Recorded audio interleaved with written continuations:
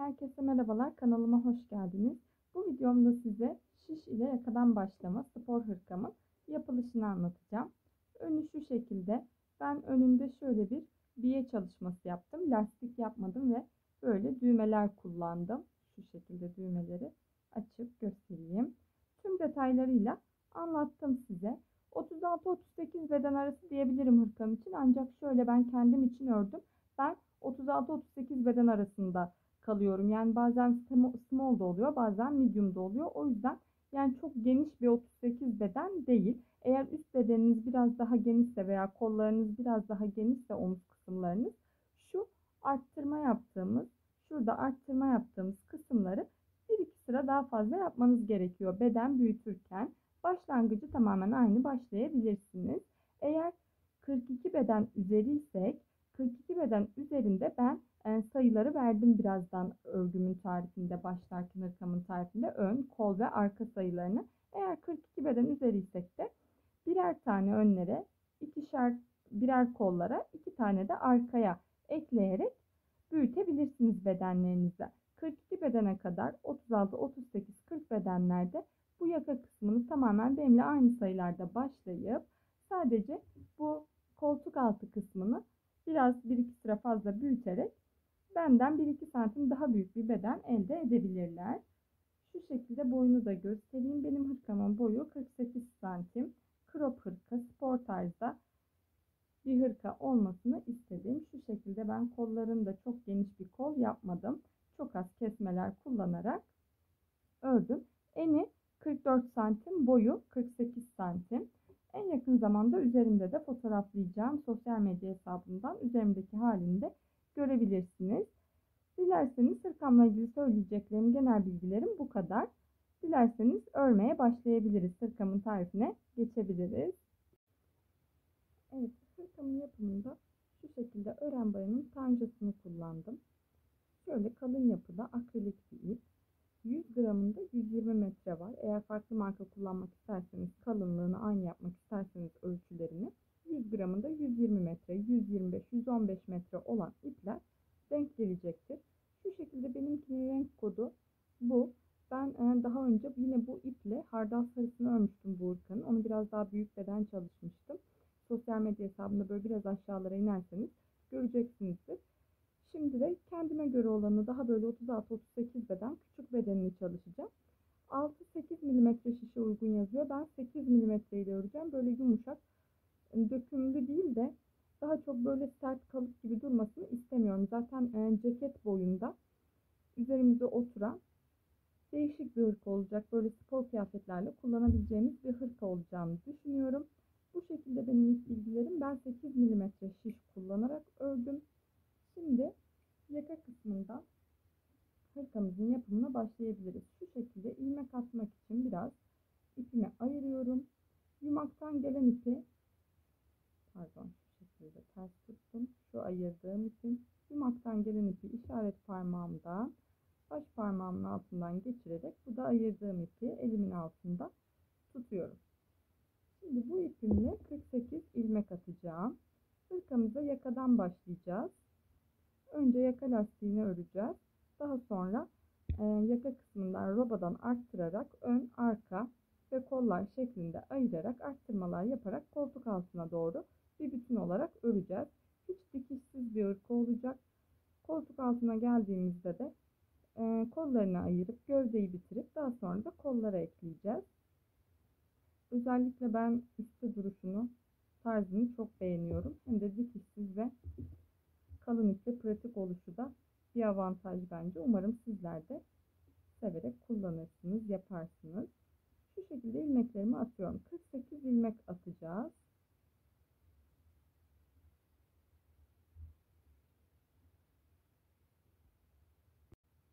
Evet, şimdi 48 ilmeğimi attım.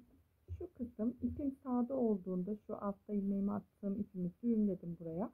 Bu sağda olduğunda bu benim hırkamın ön yüzü olacak. Yani dışa gelen kısmı olacak. Boyun kısmını böyle boğazlı kazak tarzında yüksek bir lastik yapacağım. Ve bu lastiği biraz farklı bir teknikle öreceğim. Normal ilmek alışımızdan farklı bir şekilde öreceğim. Ve hırkamın ön kısımlarında daha sonra ilerlediğinde bu yakanın iki tarafı önlere gelecek bütün için olarak ördüğümüz için bu ön kısımlarında lastik değil de şiş ile yapılan bu biye tarzı böyle düz, hoş bir görüntü oluyor. O tarz biyelerden yapmak istiyorum. Lastik kullanmayacağım yani. Bunu da örerken yapacağız. Bu işlem için ilk 2 ve son 2 ilmekle yaptığımız bir işlem oluyor. Bunları detaylı olarak anlatacağım. Zaten bir iki kere gösterdiğimde teknik ardınızda çok kolay ilerleyen bir örgü kolaylıkla yapılabilecektir. Şimdi hep her sıraya başlarken ilk ilmeğimi örmeden alıyorum. İpim arkada. Örmeden alıyorum. Şimdi bir ters bir düz lastik öreceğim. Ön sırada hep bütün ilmeklerimizi örüyoruz. İlk önce bir düz örüyorum. İlmeklerimi normalde düz örerken ben şu şekilde alıp şuradan alıp örüyordum. Şimdi arka bacaklarından alarak öreceğim. Sadece bunları lastik kısmında yapacağım. Şöyle ipimi arkadan alıp bir düz örüyorum. Haroşa örerken de yine ipimi önde bakın. Normalde böyle alıp örüyordum. Şimdi buradan arka bacaktan geçirip ilmeğimi çıkarıyorum. Bu şekilde arka bacaktan bir ters bir düz örüyoruz. Zaten ben bazı videolarda bazı kişilerde görüyorum ilmeklere alış tarzı bu şekilde arkadan oluyor. Normalde düz örgü örerken ben böyle yapmıyorum. Dediğim gibi şöyle şu şekilde ön bacaktan alıyordum. Ama lastikte bunu uyguladığımızda lastiğin görüntüsü böyle biraz daha farklı oluyor. O yüzden bu hırkada da bu şekilde yapmak istedim. Şöyle bir önden bir arkadan ipimizi alarak bir ters bir düz örüyoruz.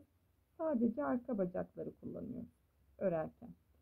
Ön yüzde bu şekilde bütün ilmekleri bir ters bir düz örüyoruz.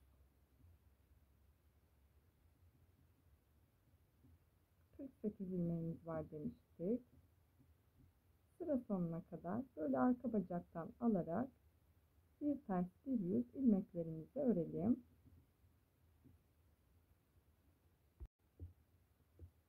Evet, sıra sonuna yaklaştım. Bir ters bir düz örerek bütün ilmeklerimi ön sırada aynı şekilde yapıyorum.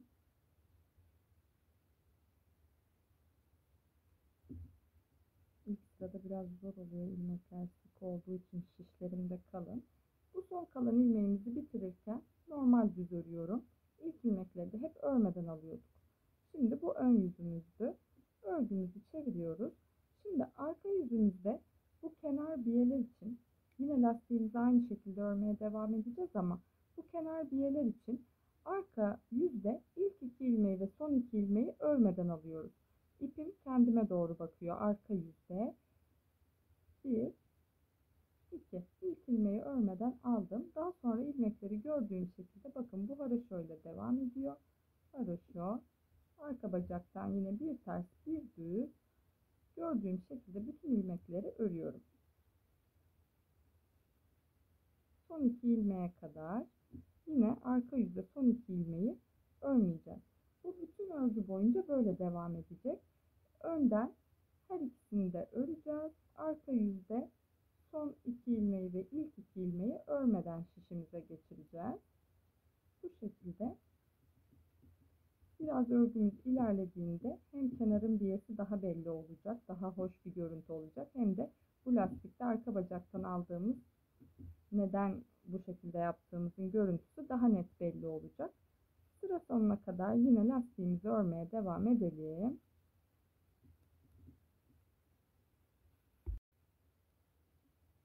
Evet, sıra sonuna yaklaştığımızda bütün ilmekleri gördüğüm gibi bir ters bir düz ördüm. Şimdi yine son 2 ilmeğim kaldı. Düzümü ördüm, ipim yine kendime bakıyor bakın. Bu sondaki 2 ilmeği örmeden sağdaki şişime geçiriyorum. Bakın ipim 2 ilmek geride. İlk 2 ilmeği de örmeden devam ettik 3. ilmekten. Şimdi örgümü döndürüyorum. Ön yüzdeyim. İpim arkada bakın. İlk ilmeği zaten hep örmeden alıyoruz sıra başlangıçlarında. Bu şekilde ipi şöyle arkaya alalım, pardon. İlk ilmeğimi örmeden aldım. Şimdi ikinci ilmeğimi düz olarak arkadan örüyorum. Çünkü düzle başlıyor. Daha sonra yine diğerlerini bir ters bir düz arka bacaktan örmeye devam ediyoruz. Ön yüzde bu şekilde örüyoruz. Arka yüzde ilk 2 ilmeği ve son 2 ilmeği örmeden alıyoruz.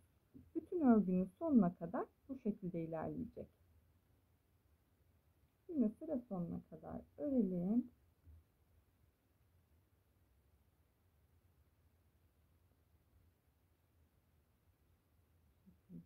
Şişler kalın olunca ve arka bacaktan da örmek gerekince biraz zor oluyor. Sıra sonuna kadar lastiğimizi örmeye devam ediyoruz. Evet, sıra sonuna geldim bakın. Son ilmeklerimi yine örerek ön yüzde örerek devam ettiriyorum. Sondan bir önceki haroşo. Bu en sondaki ilmeği normal düz olarak örüp alıyorum. Şimdi arka yüze geçiyoruz. Arka yüzde yine lastik aynı şekilde devam ediyor. Sadece bu birinciye ve ikinci ilmeği örmeden alıyorum. Daha sonra üçüncü ilmeğinden, örneğin haroşoysa haroşoyla, düzle denk geldiyse düzle örerek devam ediyoruz. Benim ön tarafta düz, arka tarafta haroşo denk geliyor. Bu şekilde sıra sonuna kadar örelim. Yine son iki ilmeği örmeyeceğiz. Sıra sonuna doğru devam ediyorum arka yüzden. Son düzümü ördüm. Bakın son iki ilmeğim kaldı. Bu son iki ilmeği ipim yine kendinden tarafta.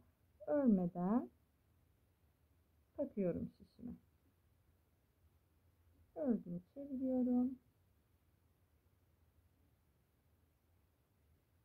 Birinci ilmeği alıyoruz. İkinci ilmeği arka yüzden düz olarak örüyoruz. Bu şekilde lastiğimizi örmeye devam ediyoruz. Ön yüzde örüyoruz ilk iki ilmeği. Arka yüzde örmeden şişimizi alıyoruz. Bu şekilde aynı işlemleri yaparak lastiği örelim. Yaklaşık ben 8-10 santim öreceğim lastiği. Daha sonra da gövde ayırmayı göstereceğim size. Siz de lastiğiniz yuvarlak yaka isterseniz daha kısa, boğazlı tarzda isterseniz daha uzun şekilde yaparak örebilirsiniz. Bu şekilde devam edelim. Evet, şimdi ben lastiğimi yaptım. Şu şekilde geniş boğazlı yaka tarzında. Şöyle durduğunda bu şekilde bir görüntüsü olacak. Şimdi bedenimizde kol, arka, ön arttırmalarını yapacağız. Bu ilmekleri ayıracağız. Şu şekilde. Şimdi örgümün ön yüzündeyim. Bakın ipim, başlangıç ipim sağ tarafta. Bu ilk iki ilmeği tekrar gösterelim. Her sırada göstermeye çalışıyorum. Bakın ön sırada bu ilk iki ilmeği örüyoruz ve düz olarak, normal düz olarak 1 2 ördük. Şimdi bundan sonra lastik yaptık bu lastiğimiz boyunca. Ama şimdi artık örgümüzü düz olarak devam ettireceğimiz için diğer ilmekleri de normal düz olarak örüyoruz. Arka bacaktan almamıza gerek yok. Şimdi ön için ben 8 ilmek ayırdım. İkisini ördüm zaten. 3 4 5 6 7 8. Şimdi buraya bir arttırma ilmeği koyacağım. Ama ilk sırada arttırmamı yapmıyorum. Önlerimi, arkamı ayıracağım. Daha sonra her ön yüzde arttırma yapacağım. Şimdi ön için 2 4 6 8 ilmek ayırdık. Bir tane ilmek belirleyici takıyorum. Bir ilmek örüyorum. Bir tane daha ilmek belirleyici takıyorum. Şimdi bu benim şu iki ilmek belirleyicimin arasında kalan ilmeğim arttırma ilmeğim olacak. Bu ilmeğin önünden ve arkasından her ön yüzde arttıracağız. Şimdi kollar için 6 ilmek örüyoruz. 1 2 3 4 5 6. Kol için 6 ilmek ördük. Yine bir ilmek belirleyici takıyorum. Bir ilmek örüyorum, arttırma ilmeğim. Yine bir tane ilmek belirleyici takıyorum. Şimdi arka için 16 ilmek örüyoruz. 1 2 3 16 ilmeğimizi örüyoruz. Evet, arka için 16 ilmek ördük. Bakın ilmek belirleyiciden sonra 2 4 6 8 10 12 14 16 ilmeğimi ördüm. Yine bir ilmek belirleyici takıyorum. Bir tane arttırma ilmeği örüyorum. Yine bir tane ilmek belirleyicimi takıyorum. Şimdi diğer kolum için 6 tane öreceğim. 1, 2, 3, 4, 5, 6 ördüm. Bir ilmek belirleyicimi takıyorum. Bir tane arttırma ilmeği, bir tane ilmek belirleyici ve şimdi diğer ön için 2, 4, 6, 8 ilmeğimizin kalmış olması gerekiyor. Yine bu ilmeklerimizin hepsini düz olarak örüyoruz. Şu şekilde düz olarak ördük. Şimdi örgümün arka yüzüne geçiyorum. Arka yüzde arttırma ile ilgili işlem yapmayacağız. Sadece arka yüzümüzde bu kenar biyemiz için ilk 2 ilmeği ve son 2 ilmeği örmeden alacağız. Ön yüzde de bütün ilmeklerimizi düz öreceğiz bundan sonrası için. Ve arttırmalarımızı yapacağız. Şimdi bu arka yüzde 1, 2. İlk 2 ilmeği örmeden aldım bakın. Hep arka yüzde böyle yapacağız. Daha sonra diğer bütün ilmeklerimi haroşa olarak örüyorum ön yüze düz düşmesi için ve bu arttırma yerlerinde de ilmek belirleyicileri direkt diğer şişime geçiriyorum. Çünkü arka yüzde herhangi bir işlem yapmayacağız. Şöyle ipin üstünden geçirelim. Haroşa olarak yine diğerlerini örmeye devam ediyoruz. İlmek belirleyici arttırma kısmına geldiğimizde de arka yüzde direkt diğer şişimize geçiriyoruz. Şu şekilde ipin üstünden geçirirsek örgünün arasına karışmaz. Benim şişlerim kalın olduğu için normal ilmek belirleyiciler oturmuyor, şişlerime dar geliyor. Bu yüzden ben ipleri keserek düğümledim. Kendime ilmek belirleyici yaptım. Yani ilmek belirleyicisi olmayan veya kalın şişlerle ördüğümüzde bu şekilde kullanabiliriz. Sıra sonuna kadar bu şekilde ilerleyelim. Evet, şimdi sıra sonuna yaklaştık. Son ilmeklerimizi örüyoruz. Şu an arka yüzümüzdeyiz ve bakın son 2 ilmeğim kaldı. Arka yüzde bu son 2 ilmeği bu şekilde ipime diğer şişime, sağ şişime geçiriyorum. Bakın ipim 2 ilmek geride ve kendimden tarafta kalıyor. Şimdi örgümü döndürüyorum. Ön yüzümdeyim. Şimdi ön yüzde artık arttırmalarımızı yapacağız. Ön ve kol arttırmalarımızı ve başlarken bakın bir önceki sırada yani arka yüzümüzde örmediğimiz 2 ilmeği düz olarak örerek alıyoruz. Düz olarak örüyoruz. İlmeklerimizi ilmek belirleyiciye kadar düz örüyoruz. 2, 4, 6, 8 ilmeğimi ördüm bakın.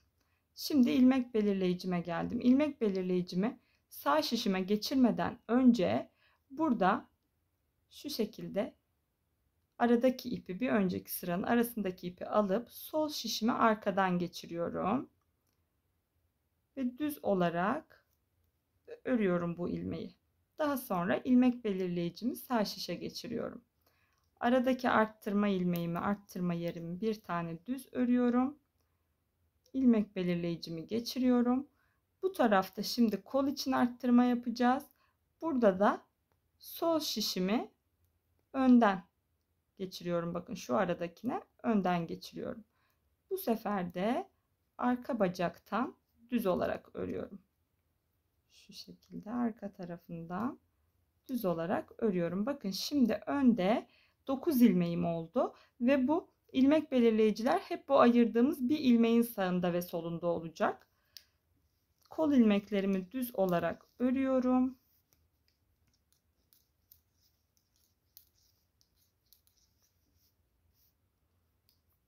Son ilmeğimi de ördüm. Bakın yine ilmek belirleyicime geldim. İlmek belirleyiciyi geçirmeden önce bu aradaki ilmeği alıp şişime arkadan, sol şişime arkadan alıp düz olarak örüyorum. Daha sonra ilmek belirleyicimi alıyorum. Bir arttırma ilmeğimi, aradaki ilmeği düz örüyorum. Diğer ilmek belirleyicimi de takıyorum. Hep bu bir ilmek, 2 ilmek belirleyicinin arasında olacak. Şimdi diğer arttırma yerine diğer kol için yapacağım. Bu sefer de sol şişimi önden geçiriyorum. Arka bacağından, ilmeğin arka kısmından şu şekilde arka tarafta düz olarak örüyoruz. Şimdi arka ilmeklerimi yine diğer ilmek belirleyiciye kadar düz bir şekilde örelim.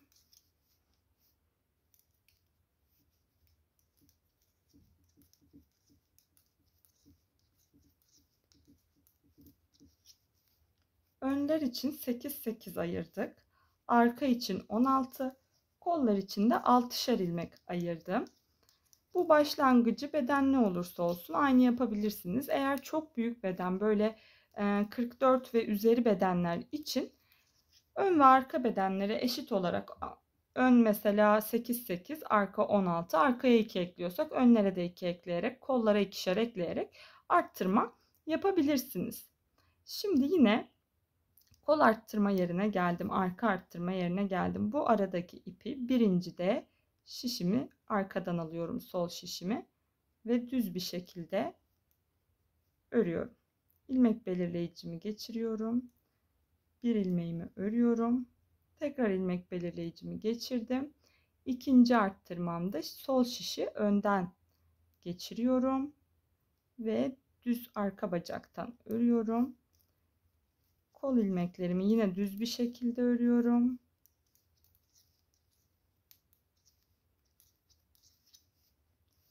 Yine bakın arttırma yerine geldim.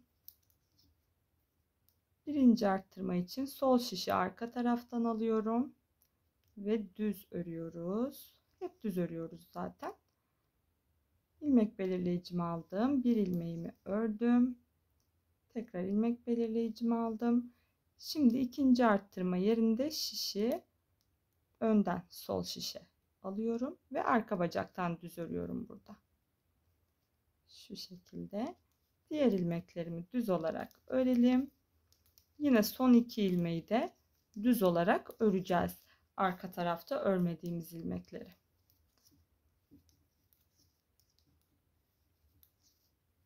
Evet. Şimdi mesela önler 9-9 oldu. Arka 18 oldu. Kollarda da birer tane, yani iki taraftan birer tane arttırdık. 6 idi, 8 oldular. Şimdi örgümü çeviriyorum.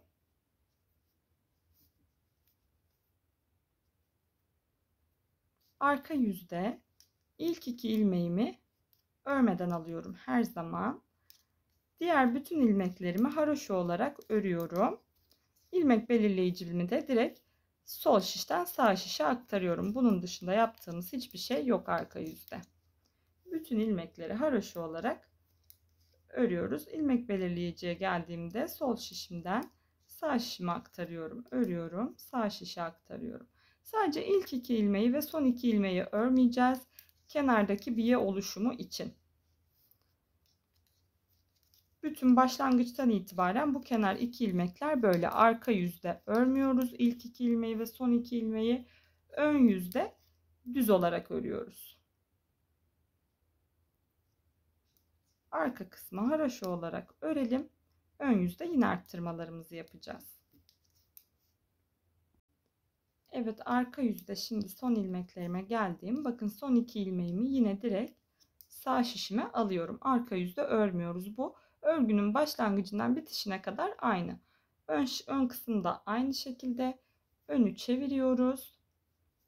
Artık bakın arttırma yerlerimiz ilmek belirleyicilerden dolayı belli. Daha sonra zaten bu arttırmayı ilerlettiğimizde bu arada bıraktığımız bir ilmek düz çizgi gibi aşağı inecek ve arttırma yerimiz daha muntazam, daha güzel bir görüntü almış olacak. Her ön yüzde arttırmalarımızı yapıyoruz. Ben şimdi bir sıra daha gösteriyorum. Net anlaşılsın önden ve arkadan almalar diye. Ön iki ilmeği ve son iki ilmeği zaten artık anladık diye düşünüyorum. Tekrar göstermeye çalışıyorum. Unuttuğum bir yer olursa bana her zaman yorumlardan ve DM'den ulaşabilirsiniz. Şimdi ön yüzde ilk iki ilmeği de örerek alıyorum. Düz örüyorum hep. Ön ilmeklerimi örüyorum.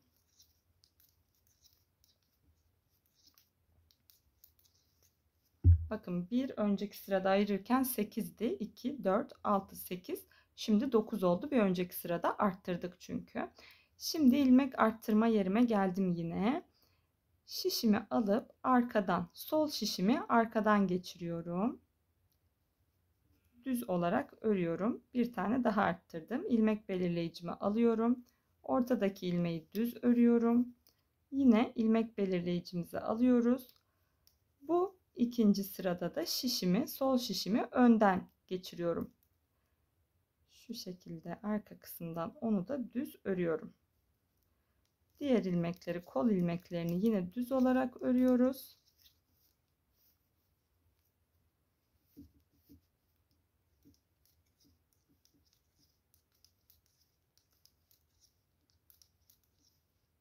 Düz olarak kollarımı ördüm. Yine arttırma yerine geldiğimde bakın ilk arttırmada sol şişi arkadan geçiriyorum. Düz örüyorum. İlmek belirleyicimi takıyorum. Bir orta ilmeğimi düz örüyorum. Tekrar ilmek belirleyicimi geçiriyorum. İkinci arttırmada sol şişimi önden geçiriyorum. Şu şekilde arkaya atalım ilmek belirleyicimizi. Bakın şu aradaki ilmeğe sol şişi önden geçiriyorum ve arka bacaktan yine düz olarak örüyoruz. Arka ilmeklerimi düz olarak örüyorum. Bu ikinci kısımda arka bacaktan örmemizin sebebi ilmek çapraz geldiği için zaten ön bacaktan örülmüyor. Örüldüğünde arttırma olmuyor. O yüzden arka kısımdan örülüyor. Zaten nasıl olduğunu örerek de detaylı gösterdim. Kolaylıkla yapabileceğinizi düşünüyorum. Eliniz alıştığında gerçekten 1-2 sıra ördüğünüzde hem çok kolay ilerleyen hem de çok şık duran bir model olacak.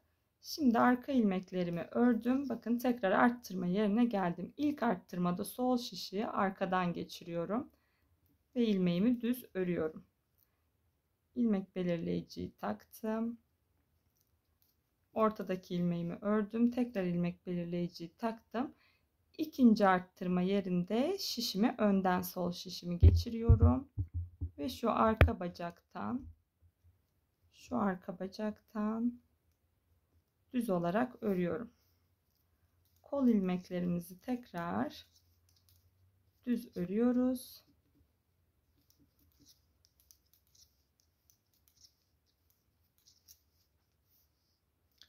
Arttırma yerine geldik.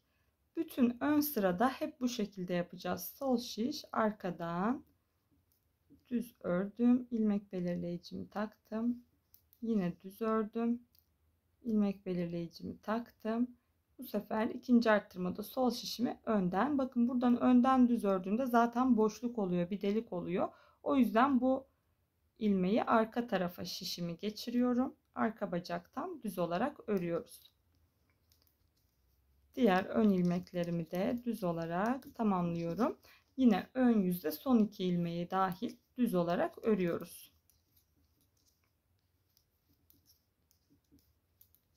Arka yüzü çevirdiğimizde şimdi arka yüzde yine hiç arttırma yapmadan haroşa öreceğiz bir sıra. Sadece son 2 ilmeği ve ilk 2 ilmeği örmeden alacağız şişimize. Bir önceki sıralarda da gösterdiğim gibi. Şimdi bu arttırmaları koltuk altımıza gelene kadar bunu üzerimize prova ederek bu büyüdüğünde artık omzumuza şal gibi oturan bir hal alacak ve iki ucundan koltuk kısmını birleştirerek koltuk altımızda rahatça birleştirdiğinde artık bizim için ideal ölçüye ulaşmış olacağız. O kısma kadar öreceğiz. Daha sonra da kolları ayırıp ön ve arkaları birleştireceğiz. Şimdi o kısma kadar her ön yüzde bu arttırmaları yapıyoruz. Her ön yüzde bu arttırma yerlerinde gösterdiğim bu işlemin aynısını yapıyoruz. Arka yüzde de haroşa örüyoruz. Sadece ilk 2 ilmeği ve son 2 ilmeği örmeden alıyoruz diğer şişimize.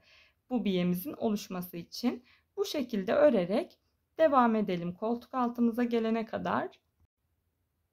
Evet, şimdi örgümün bakın şu şekilde göstereyim. Burası ön, şurası kol, şu arka, diğer kol ve diğer ön olarak ördük. Bakın arttırma yerlerimizde zaten belli oluyor. Şimdi kolları gövdeden ayırıp sadece gövdeye örmeye devam edeceğiz. Gövdeye örmeye başlayacağız. Daha sonra kollardaki şu ilmeklere de tekrar şiş geçirip kolları örmeye başlayacağız. Sıfır dikişsiz bir hırkamız olmuş olacak. Bunun Ben şu kısmı, şu arttırma kısmını tam olarak 20 santim yaptım. Hatta 21 santim oldu. Benimki 36-38 beden için 20 santim, 19 santim yeterlidir. 38'den yukarı 40-42 beden için 21 santim, 22 santim yeterli olacak. Beden büyüdükçe bu arttırmayı fazla yapacağız yani. Tek yapmamız gereken bu. Eğer çok büyük beden değilse 42'ye kadar benimle aynı ilmeklerde başlayıp sadece şu arttırma kısmını kendi ölçünüze göre yapabilirsiniz. Mesela benim kollarım biraz daha incedir. Ben şu kısmı üzerime ölçerek, prova ederek yaptım.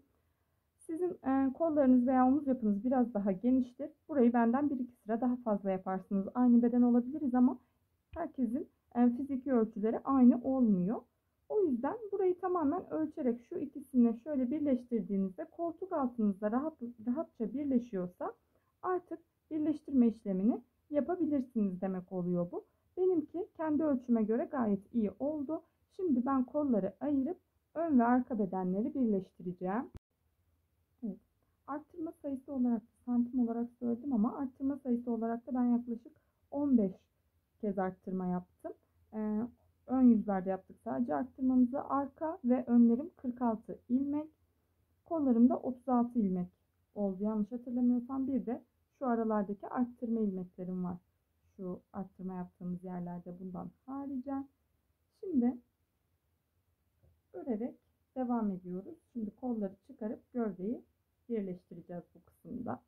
Yine ilk iki ilmeği her zaman ön yüzde örüp arka yüzde örmüyoruz. Buradan sonra da aynı bu şekilde devam edecek.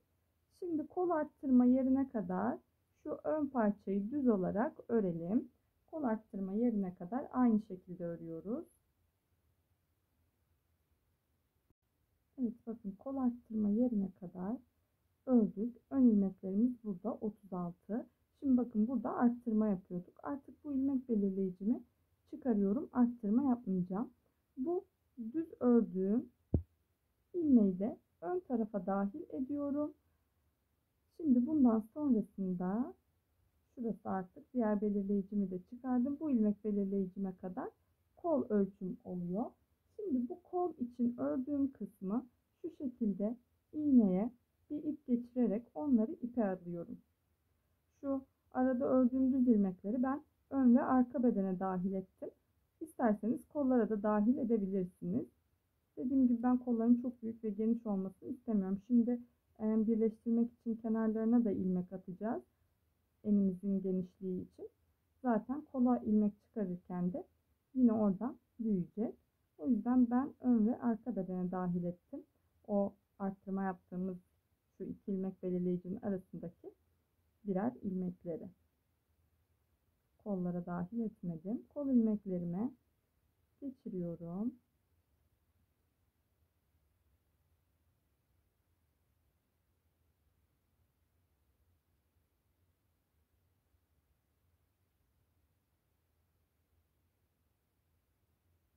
Bu şekilde.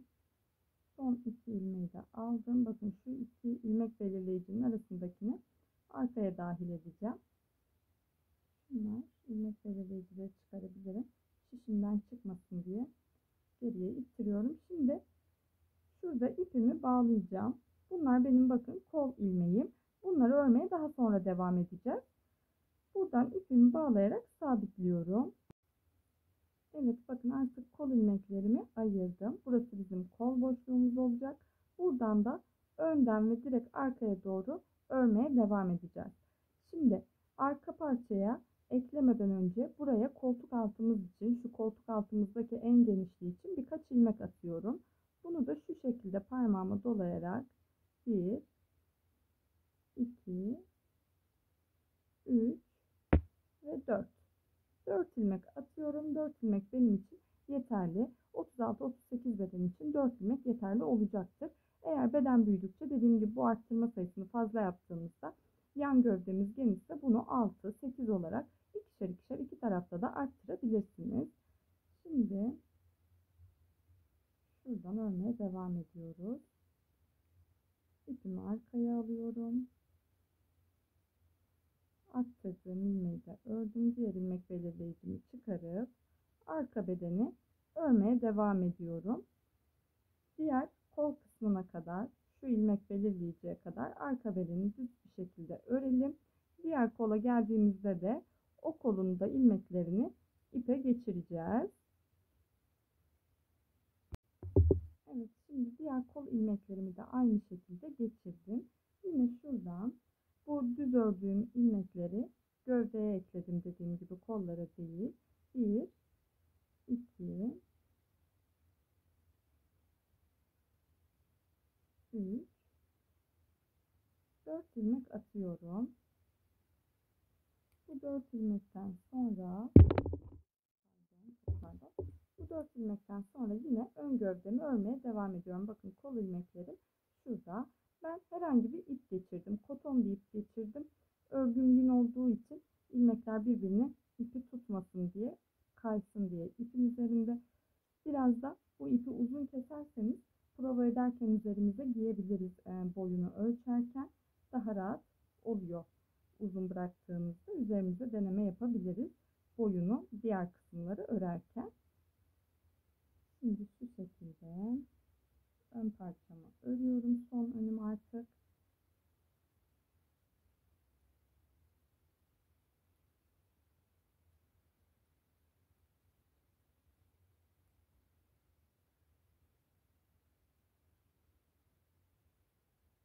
Ön tarafta son iki ilmeği de örüyorum. Ve döndürüyorum ördüme. Arka yüzde yine ilk iki ilmeği örmüyoruz ve son iki ilmeği, bunları ikisini alıp diğer ilmeklerden haroşa olarak örmeye devam ediyoruz. Koltuk altı kısmına kadar örelim. Evet, bakın şimdi koltuk altı kısmına, yani arttırma yaptığımız yere geldik. O ilmekleri de şöyle aralarını çok açmadan, ekleme yaptığımız için ipleri kaydırmadan haroşa olarak örüyoruz. 4 ilmeğimiz vardı zaten. Oradan arkaya geçişi yapıyoruz. Bakın şöyle gösterelim, koltuk altını şu şekilde yan açıklığı oluşturduk. Şimdi arka ilmeklere geçtik. Bu şekilde önleri ve arkaları git gel yaparak dümdüz örüyoruz. Şimdi diğer başa kadar öreyim. Ön yüzde tekrar bir göstereceğim size.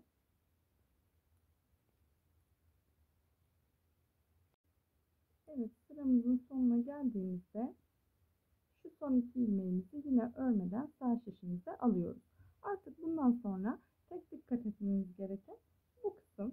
Sadece ön kısımda bu kısmı şu şekilde, daha sonra lastik yapmayacağız. Şu şekilde biye gibi durması için ön yüzde örüyoruz ilmekleri düz olarak.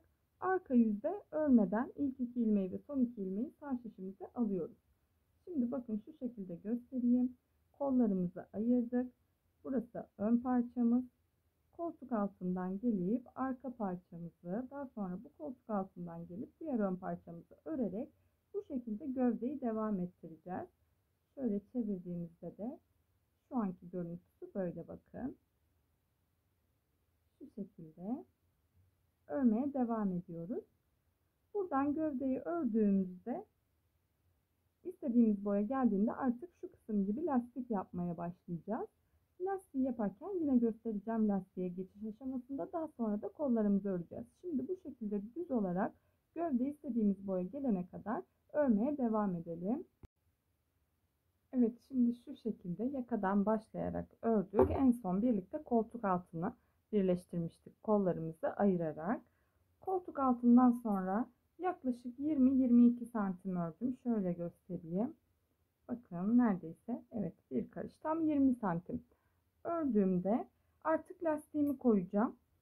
Lastiği koyarken size nasıl geçiş yaptığımı göstermek istedim. Daha sonra kollarda da aynı işlemi yapacağız.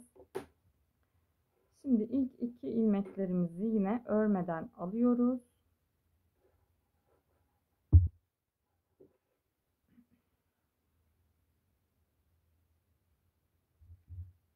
Arka tarafta ilk iki ilmeği yine örmeden alıyoruz. Önde de hep ilk iki ilmeği düz örerek alacağız. Bu iki ilmek bizim lastiğimizden hariç olacak. Şimdi bundan sonra lastiği başlatacağız. Bir ters bir düz öreceğiz. Ve bu bir ters bir düzü nasıl yapıyorduk? Arka bacaktan yapıyorduk. Bir düz, ipimi öne alıyorum. Arka bacaktan yine bir ters. Şimdi ilk sırada geçiş yaparken biraz zor oluyor ama sonrakilerde oturduğunda daha hızlı ilerliyor. Zaten bundan sonrası tıpkı yaka kısmında yaptığımız gibi bir düz bir ters lastiğimizi örüyoruz. Yine arka tarafta ilk 2 ilmeği ve son 2 ilmeği örmüyoruz. Ön tarafta da ilk 2 ilmeği ve son 2 ilmeği lastikten hariç her zaman düz olarak örüyoruz. Tek yapmamız gereken bu. Lastiği yine şu boyun kısmında, yaka kısmında olduğu gibi biraz geniş örmek istiyorum. Yaklaşık bir 12-14 sıra bir lastik yaptıktan sonra bitirme işlemini yapacağım. Hırkamın boyu şu an omuzdan ölçtüğümde 38 santim. Bitmiş halinde 45 santim falan olmasını istiyorum. O boya geldiğimde crop tarzı bir hırka olacak. Ama dediğim gibi siz bunun boyutunu kendinize göre ayarlayabilirsiniz. İstediğiniz boyda yapabilirsiniz. Daha kısa, daha uzun. Tamamen kullanım şeklinize bağlı olarak şekillendirebilirsiniz. Bu şekilde arka bacaktan alarak bir ters bir düz lastiklerimizi örüyoruz. Ön tarafta ilk 2 ilmek ve son 2 ilmek her zaman düz örüyoruz lastikten bağımsız olarak. Arka tarafta da ilk 2 ilmeği ve son 2 ilmeği örmüyoruz. Yine tersi ters düzü düz olarak arka bacaktan lastiğimizi örüyoruz. Bu şekilde lastiğimizi örmeye devam edelim. Evet, şimdi şu şekilde ben lastiğimi tamamladıktan sonra bitirdim. Bu bitirmeyi kollarda göstereceğim için size burada tekrar çekmedim videomun uzamaması için. Şimdi kolları nasıl yaptığımı göstereceğim. Önce şuradaki ipimizi açıyoruz. Hep bunu üzerime prova ederek denedim. Boyunu tamamen istediğiniz gibi ayarlayabilirsiniz. Şimdi şu kısımlardan ilmeklerimizi çıkaracağız. Bu yan taraf için attığımız ilmeklerden. İlk önce şöyle biraz uzun bırakıyorum. Uzun bırakıp ilmek oluşturuyorum. Şöyle uzun bıraktığım için ilmeğimi. Şu şekilde. Şimdi şu benim kısa bıraktığım taraf. Şu da ipten gelen taraf. Ben bu şekilde çıkarıyorum ilmeğimi. Siz isterseniz daha farklı da yapabilirsiniz. Şimdi biz burada 4 ilmek atmıştık. Bakın 1, 2, 3, 4. Yerleri belli. Bunların şu sol taraftaki ikincisinden şu şekilde ilmeğimi alıyorum. Şu kısa bıraktığım ipimle bu tarafa doğru ilmek çıkarıyorum. Bir tane de buradan çıkarıyorum. Eksi 2. Şimdi bir tane şu aradan çıkaracağım. 3. Bir tane de şuradaki ilmeğimden. 4 tane bu tarafta ilmek çıkardım ve bunları şişime geçiriyorum. Şu şekilde ilmeklerimi tutup buradan şişimi geçiriyorum. Şimdi bu ipimdeki kol ilmeklerimi şurada bakın ilk ve en sondaki ilmeklere dikkat edelim. Onları unutmayalım. Onlar biraz küçülüyor ipe geçirdiğimiz için. Bunları böyle sırayla şişime geçiriyorum. Bütün kol ilmeklerimi sırayla geçirelim. Evet, şimdi bütün ilmeklerimi geçirdim bakın. Şuradan ipimi çekiyorum artık. İpimi çıkardım. Bütün koldaki ilmeklerimi geçirdim. Şimdi şu kısa iple şu başlangıçta 4 tane ilmek çıkarmıştık. Şimdi bu tarafta da 4 tane ilmek çıkaracağız. Bunu da bu yumaktan gelen ipimizle yapacağız. Şimdi bu kenardan çıkarmaya başlayacağız. Bir tane bu köşeden çıkardım. İpimi direkt burada sabitli olduğu için bu köşeye çekerek bir ilmek alıyorum ve şişime geçiriyorum. Bir tane bu aradan, 2 tane de bu ilmek attığım yerlerden çıkarıyorum. 3 ve 4. Yani toplamda 4 bir taraftan 4 bir taraftan 8 ilmek çıkarmış olduk. Bu 8 ilmeğin de ortasına şu ilmek belirleyiciyi takacağız. Burada 4 ilmek atmıştık. 2 bu taraftan başladık. 2 de bu tarafa bıraktık. 2 de aralara attık. Bu 4 ilmeğin tam ortası başlangıç yerimiz olacak kolumuzu örerken. Şimdi benim küçük misinalı şişim olmadığı için boşta, şu ipimle de sabitleyeceğim biraz sonra örerken. Şuradan misinasını şişimin çekiyorum ve bu şekilde döne döne örüyorum kolumu. Eğer sizin de küçük misinalı şişiniz yoksa veya boşta değilse bu şekilde örebilirsiniz. Şöyle bu yumaktan gelen ipimle devam ediyorum artık. İlk önce bu kısa ipimde bıraktığım payla ilk 4 ilmeği çıkardım. Daha sonra yumaktan gelen ipimle örmeye devam edeceğim. Düz olarak örüyoruz ilmeklerimizi. Şunları çıkardığım ilmekler dönmüş. Onları döndürerek örüyorum. Düz olsun diye ördüm. 3 dördüncü ilmeğimi de ördüm. Şimdi şuradaki ipimi çekip sıkılaştırıp bu kısa ipimle bağlıyorum ki buradan ipim çıkmasın diye sıkıca bağlıyorum. Daha sonra bu ipi içeride kolun içinde kalacak zaten. Gizleyeceğiz. Şimdi bu başlangıç yerinden dönerek hep bu ilmek belirleyiciye geldiğimizde bir sıra örmüş olacağız. Döne döne bu kolu tamamen düz olarak örüyoruz. Şimdi yaklaşık 7-8 sıra ördüğümde bir eksiltme yapacağım. Eksiltme yerine geldiğimde eksiltmeyi nasıl yaptığımı göstereceğim size. Dönerek düz bir şekilde örmeye devam edelim. Evet, şimdi kol kısmında 8 sıra ördüm. Şu şekilde döne döne düz örgü olarak ördüm kollarımı. 9. sıramda eksiltme yapacağım. Ben çok az eksiltme yaptım. Çünkü zaten tam bedenime göre kesmelerini yaptım. Yani kolları bedeni biraz dar bıraktım. Tam üzerime otursun istedim. O yüzden kolda çok bir kesme yapmadım. 3 kere kesme yapacağım. Şimdi bu ilmek belirleyicimden sonra başlıyorum kesmelere. İlmek belirleyicimden sonra 2 ilmek örüyorum. Daha sonra ikisini bir örerek burada bir ilmek kesiyorum. İlmek belirleyicimden sonra 2 ilmek ördüm. Daha sonra kestim. Şimdi sıra sonunda 4 ilmek kalana kadar yine kolumu dümdüz örüyorum. Yani ilmek belirleyicime 4 ilmek kalana kadar örmeye devam ediyorum.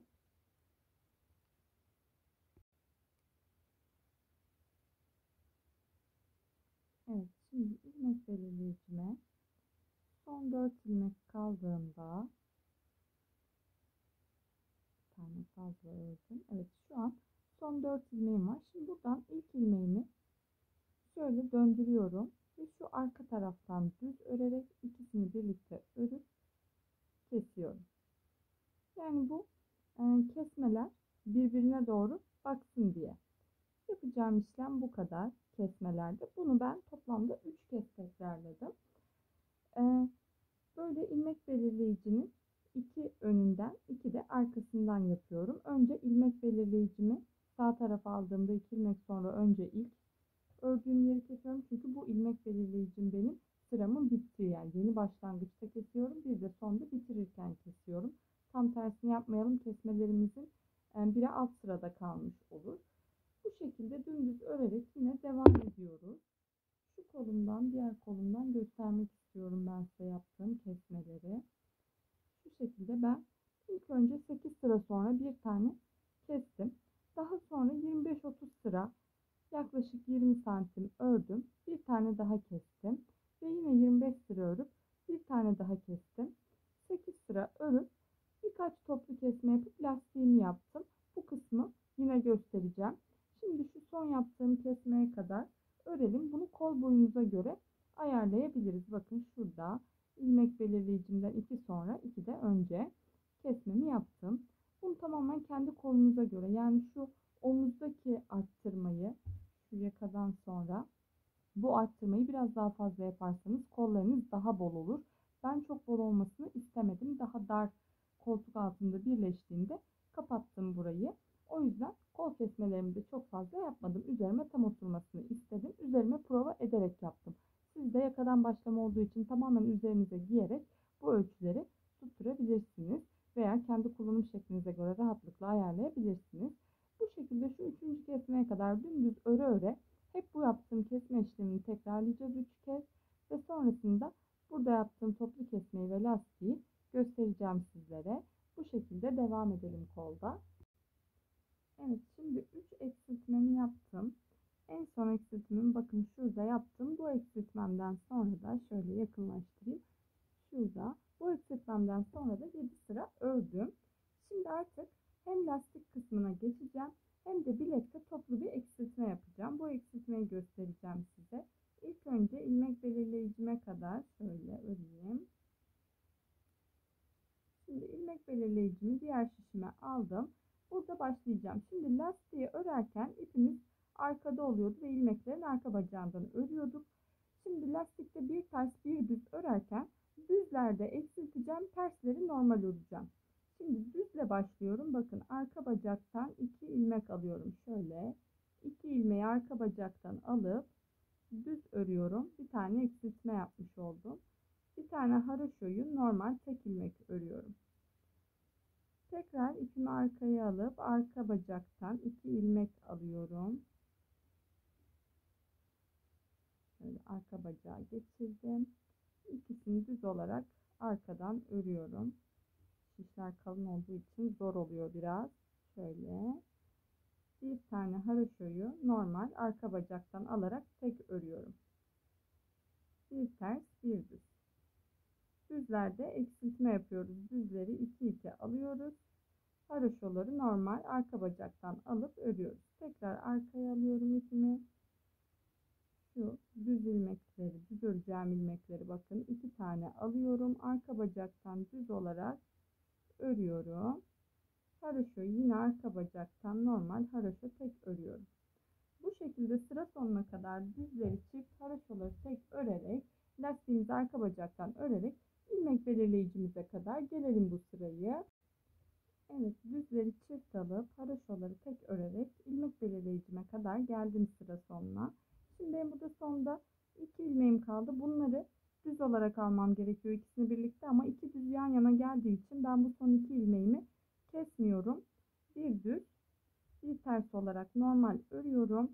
Eğer sizin de böyle denk gelirse bu şekilde yapabilirsiniz. Sorun değil. Burada 2 düz yan yana gelmemesi için son 2 ilmeğimi kesmedim.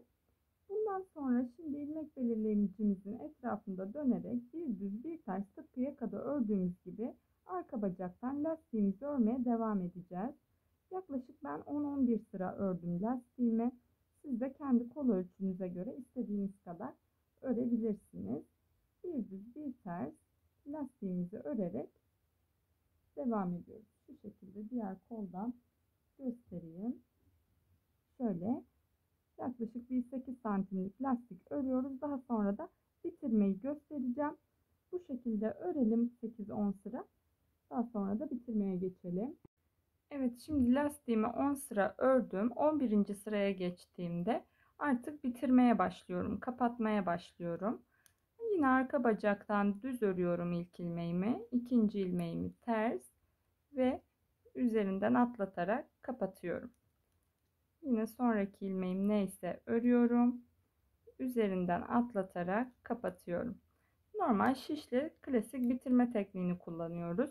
Eteklerde de aynı şekilde bunu yaptım. Şu şekilde kapatarak bitirdim. Orada sadece gövdeden geçerken şu toplu yaptığımız eksiltmeyi yapmadık. Onun dışında bütün hepsi kollarla aynı. Bu şekilde ilmeklerimizi tek tek kapatarak bitiriyoruz. Daha sonra da kalan ipimizi gizlediğimizde tamamen dikişsiz giymeye hazır bir hırkamız oluyor. Ben küçük düğme detayları ekleyeceğim. O detayları da göstereceğim size. Önce kolumuzu bitirelim. Evet, ben şimdi şu şekilde düğmeler ekleyeceğim hırkama. Böyle ilik açmak yerine biliyorsunuz ki şurayı şöyle biye gibi lastiksiz yapmıştık. İlik açmak yerine şu şekilde düğmeler yapacağım. Şöyle. Şimdi bunun için zincirler çekiyorum. 15 zincir çekiyorum ve zincirin altından ve üstünden şu şekilde bağlamak için biraz pay bırakıyorum. Payımı bırakıp zinciri çekiyorum. 15 tane zincir benim ipimin kalınlığı için yeterli oldu. 2, 4, 6, 7, 8, 9, 10, 11, 12, 13,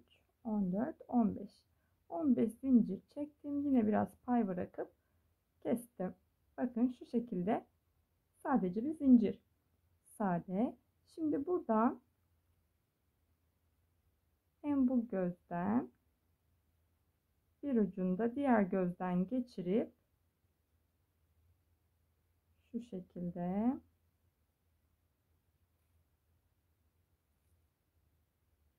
geçirip düğmeme sabitliyorum.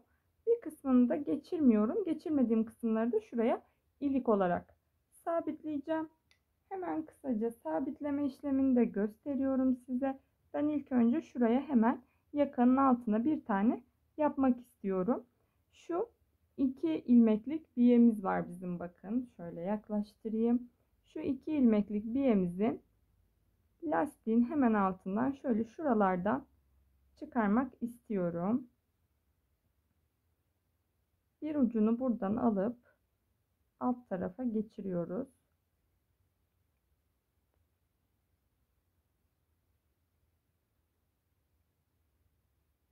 Şöyle.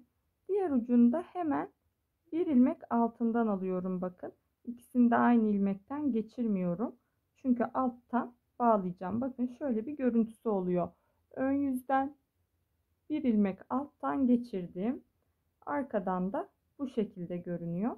Şimdi bunları buradan sıkıca bağlıyorum. Kör düğüm yapıyorum ama zincir ön tarafa geçmesin. Dikkat edin. Sadece şu pay bıraktığımız ipler geçecek şekilde sıkıyorum. Tekrar üzerine bir düğüm atıyorum. Bir tane daha atalım, sökülmesin. Daha sonra bu biyenin şu alt kısmına bu ipleri gizleyeceğim ve keseceğim. Tek yapmamız gereken bu. Şimdi hemen karşı simetriğine de boş olanı yapacağım. Yine aynı sistemle bakıyorum, bir ilmek altına, yakanın bir ilmek altına şuraya sabitleyerek geçireceğim. Bunu da böyle karşılıklı iliği olacak. Bir tarafa düğmeli, bir tarafa düğmesiz. Bu şekilde ben 3-4 düğme ekleyeceğim. Daha sonra da hırkam bitmiş olacak. Dediğim gibi zaten dikişsiz olduğu için hemen giyime hazır oluyor. Ben tüm detaylarıyla elimden geldiğince anlattım size. Eğer anlamadığımız veya yapamadığımız herhangi bir yer olursa, takıldığımız herhangi bir yer olursa bana her zaman yorumlardan ve DM'den ulaşabilirsiniz. Videomu beğendiyseniz beğen butonuna basmayı ve kanalıma abone olmayı unutmayın lütfen. Bir sonraki videoda görüşmek üzere.